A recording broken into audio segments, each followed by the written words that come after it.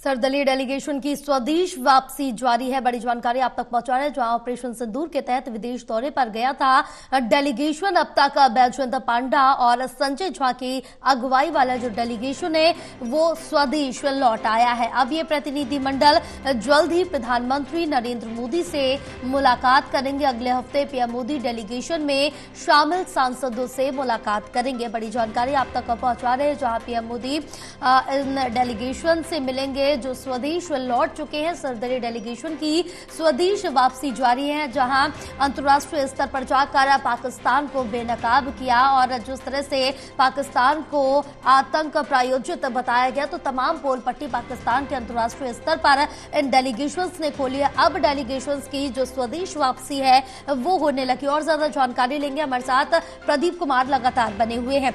प्रदीप, अब जो सर्वदलीय डेलीगेशन बाहर गए थे, अलग अलग देशों के दौरे पर, विदेशों के दौरे पर गए थे, उनकी अब स्वदेश वापसी जारी है। अब पीएम मोदी से ये डेलीगेशन मिलेगा और तमाम चर्चा की जाएगी।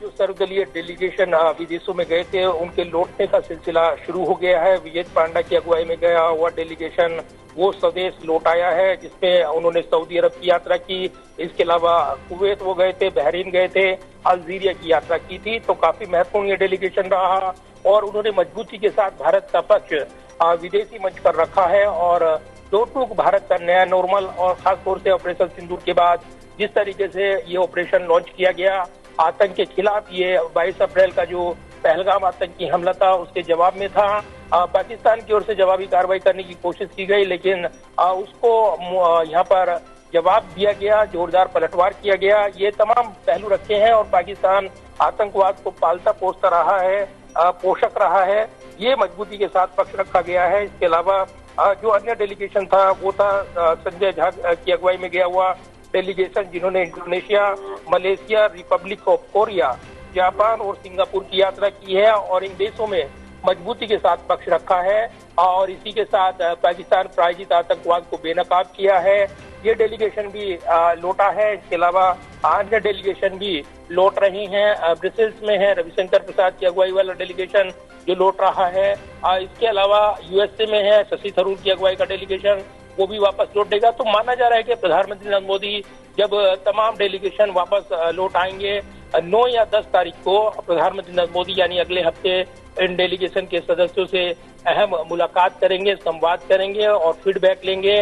विदेश नीति के मोर्चे पर खास तौर से जो बड़ी उपलब्धि रही है इस डेलीगेशन की वो साझा की जाएगी, रिपोर्ट दी जाएगी और कई चर्चित ऐसे चेहरे सामने आए हैं डेलीगेशन में जो सर्वदलीय डेलीगेशन में शामिल रहे हैं, जिन्होंने भारत का पक्ष पूरी मजबूती के साथ दुनिया के सामने रखा है और एक बड़ा मजबूत संदेश दिया है कि भारत आतंकवाद के खिलाफ एकजुट है और उसकी एकजुटता उसकी सबसे बड़ी ताकत है।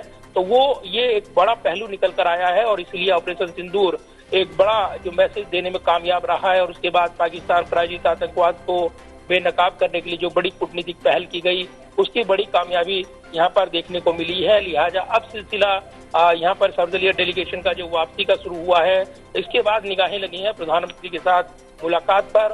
वो फीडबैक लेंगे, संवाद करेंगे और इसके साथ ही एक बड़ा जो कूटनीतिक मैसेज दिया है डेलीगेशन ने उसको लेकर वो अपनी बात रखेंगे। तो लिहाजा इस पर नजरें रहने वाली हैं और निश्चित तौर पर ये काफी महत्वपूर्ण रहेगा देखना कि जो अलग अलग पार्टी के सांसद विदेश में भारत का पक्ष मजबूती के साथ रखते नजर आए हैं, इस संवाद के दौरान क्या वो दिलचस्प पहलू पेश करते हैं।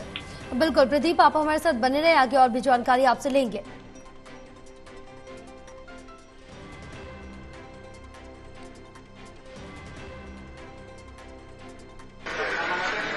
एक ऑल पार्टी डेलीगेशन जाने से सरकार जो भेजी उसका एक बड़ा मैसेज सब जगह इन लोगों को ये जरूर आश्चर्य लगा कि पूरा देश इस इशू पर एक साथ है टेररिज्म के खिलाफ और सारे पार्टी के लोग एक वॉइस में बात कर रहे थे, एक ही वॉइस में बात कर रहे थे। तो लग रहा था कि पूरा देश बात कर रहा है। ये एक बड़ा मैसेज वहां पर गया। सेकंड जो मैसेज गया कि जो घटना पहलगाम में हुई उस घटना को लेकर के देश को लेकर के और जो विक्टिम का परिवार है उसको लेके कंडोलेंस सब जगह था। तीसरा जो सबसे महत्वपूर्ण बात निकल के आया कि इंडिया जिस हिसाब से टेररिस्ट इंफ्रास्ट्रक्चर को प्रिसीजन के साथ खत्म किया, जो सिविलियन को टारगेट नहीं किया, उसको भी अप्रिशिएट किया। चौथा जब बात निकल के आया, उन लोगों को लगता था कि इंडिया में अब इकोनॉमी या टूरिज्म का क्या स्थिति होगा, और हम लोगों ने जब बताया कि भाई कश्मीर के अलावा तो देश में पूरा पर्यटन ठीक था और कश्मीर में भी सारा फ्लाइट रिज्यूम हो गया, वहां कैबिनेट की मीटिंग पहलगांव में हो रही है, स्थिति बिल्कुल नॉर्मल है। इकोनॉमी प्रधानमंत्री जी के नेतृत्व में चौथा दुनिया का सबसे बड़ा इकोनॉमी हो गया है जापान के बाद। सबसे पहले तो जो आतंकवाद के खिलाफ भारत की जो लड़ाई है, उसमें समग्र विश्व को एकजुट करने के लिए ऑल पार्टी डेलीगेशन अलग अलग कंट्रीज में अलग अलग डेलीगेशन गए थे, और सभी इररिस्पेक्टिव ऑफ देयर पार्टी सब टीम भारत बनकर गए थे। हमारा टीम आदरणीय सांसद श्री संजय कुमार झा जी के नेतृत्व में हम Japan, south Korea, Singapore, Indonesia और मलेशिया, इस देश के सभी हम राजनयिक प्रवास पर गए, और यहाँ पे विविध जो उनके एग्जीक्यूटिव्स हैं, जैसे speaker, prime minister office, external affairs minister, law minister, home minister, वैसे कई उच्च पदों पर नामित लोगों से हमारी मुलाकात हुई। और न सिर्फ वहां के गवर्नमेंट पर वहां की जितनी भी पॉलिटिकल पार्टी है, चाहे वो पक्ष हो विपक्ष हो, वहां की जो रिलीजियस स्कॉलर पार्टीज हैं, सोशो पॉलिटिकल जो ऑर्गेनाइजेशंस हैं, वैसे कई सारे ऑर्गेनाइजेशंस के साथ भी हमारी सफल बैठक हुई। बहुत अच्छी मीटिंग रही। फीडबैक एक्सटर्नल अफेयर्स मिनिस्टर को देना था, वो हो गया है। सभी डेलीगेशन मेंबर्स ने अपने व्यूज शेयर किए हैं, और मेरे ख्याल से मंत्री जी को पहले भी पता था कि मिशन से भी फीडबैक आया होगा इनके पास, पर डायरेक्टली फर्स्ट टाइम डेलीगेट्स ने भी शेयर किया। सर, उनका फीडबैक पे क्या रिएक्शन रहा? नहीं, अच्छा रहा। उन्होंने कहा कि बहुत सफल रहा आपका यात्रा, बिल्कुल मतलब जो ऑब्जेक्टिव थे हमारे वो पूरे हो गए जी। और उन्होंने डेलीगेशन मेंबर्स, खासतौर से लीडर को भी बधाई दी। सर, इसके बाद जो पीएम से मीटिंग है उसके बारे में कुछ बातचीत हुई है? नहीं, हमें उसके बारे में अभी सूचना नहीं।